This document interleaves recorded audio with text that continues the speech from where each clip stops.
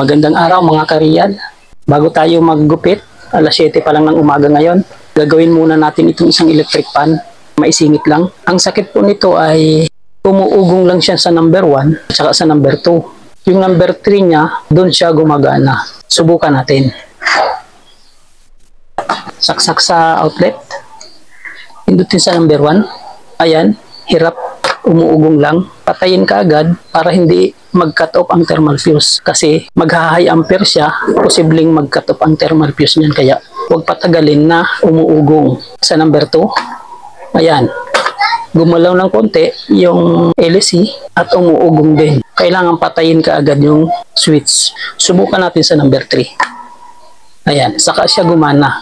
Yan po ang problema ng electric fan na ito. Hindi siya gumagana sa number 1 at number 2. Sa number 3 lang siya gumagana. Ang posibleng error po nito or posibleng problema nito ay pwedeng maging shafting bushing or capacitor. Yun po ang posibleng dahilan sa ganitong sakit. Para ma-check natin, patayin muna, kailangan i-check muna natin yung LC kung maganda at magaan siyang pihitin ng kamay. Bunutin ang plug para safe. Tapos tanggalin muna ang LC para maramdaman natin ang shafting bushing kung may problema. Pihitin natin ito. Malambot naman pihitin, pre-wheeling, okay siya. Kailangan meron siyang play. Saksak bunot, ganyan. Ayan, naririnig nyo, meron. Okay po yung play na yon na maliit lang ang clearance. Hilahin natin ng sagad, tapos angat natin, tapos ibaba, ganyan. Okay, wala pong alog, good po yun. Kaliwa kanan, wala ding alog. Taas baba, kaliwa kanan, good siya. Walang alog, ibig sabihin good po yung shafting at bushing yan. Ang posibleng pangalawang sira po nito ay yung capacitor. Baklasin po natin ito. At habang binabaklas po natin ito ay shoutout po muna sa ating mga masisipag mag-like and comment dyan. Yung nakasubaybay natin mga subscribers dyan. Napakasisipag niyo pong mag-likes. Maraming salamat po.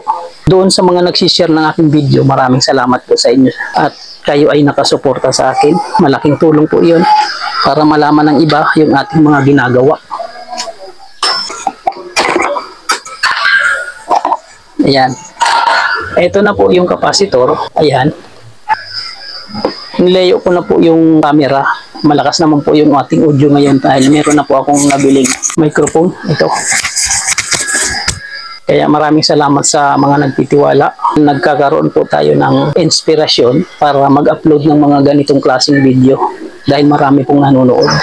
Shoutout po sa inyo dyan, katulad ni Sir Alfonso Puntod ng Binangonan Rizal, Ricky Muyo, Jamal Boy, CK Trading, Lorenzo Advincula Jr., Edgardo J.R. Dato ng Bataan, Bencio Bergunyo ng Cabanatuan, Ray Abdurasid ng Hulusulu, si Dario R., Romel, Gani Pitilia, Jeffrey De La Cruz, Gilbert Tech, Inting 63 TV Vlog, at sa marami pang iba na hindi ko mabanggit dahil marami po kayo.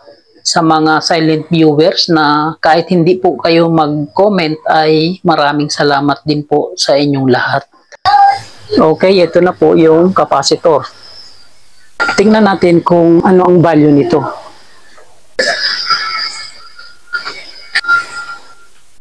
Ito po yung capacitor na tinanggal natin. 1.2 microfarad po yung value niya. Tingnan natin kung ano ang magiging resulta sa ating capacitance tester. Ikabit lang yung dalawang test probe kahit magkabaliktad. Pwede po yan. Walang polarity po ang capacitor na yan. Medyo hindi calibrated na po yung ating lobat na po yung ating tester. Kaya meron pong 0.01. Dapat po yan naka 0.0. Pero okay lang po yan. Napakaliit na diferensya po. Makaka-reading pa rin po ng normal. Ito po. Ang reading po niya ay 0.46 na lang. Baliktad yung reading kasi naka-front cam po tayo. 0.46 na lang po yung reading. Napakahina na po niyan. Kaya papalitan po natin ito. Itabi lang ito. At papalitan po natin ng bago ito. 1.2. Tingnan natin kung ano ang magiging reading. Kahit ito'y bago ikabit, i-double check muna para sure ang trabaho. Ayan o. 1.15. Pag ni-round off yan, 1.2. Ganun po yun. Ito po ang ipapalit natin. Iduktong lang po natin itong capacitor dito sa pinagtanggalan ng lumang capacitor. Sa dalawang terminal na yan, ikabit lang. Kahit magkabaliktad, gaya ng sinabi ko, walang polarity ang capacitor na ito. Ayan, nakakabit na yung dalawang terminals. Balutan lang po natin yan ng masking tape. Masking tape yung binabalot ko dahil tested ko po ito na hindi umuusog pagka umiinit yung motor ng electric fan. Pag electrical tape po ang nilagay ko dito, makakamalay tayo, nawawala na po doon sa duktungan yung electrical tape. Umuusog po siya pagka uminit yung motor. Dahil sa aking pag-experiment, ayan, naobserbahan ko na mas magandang gamitin ang masking tape at matagal ko na itong gamit, walang disgrasya pa ang nangyayari. Ayan, nakakabit na. Yan po ay ipipix lang din natin dito kung saan natin tinanggal yung luma.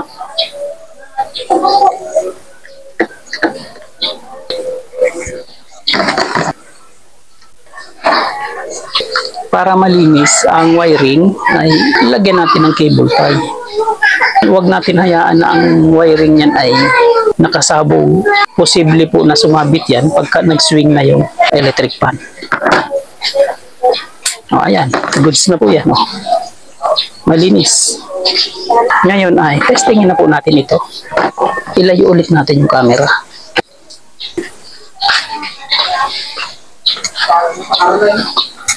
Ayan. Para makita natin na umiikot na siya, lagyan natin ng LC. Ayan, dahil yan po ay sa number 3 lang gumagana. Testing natin.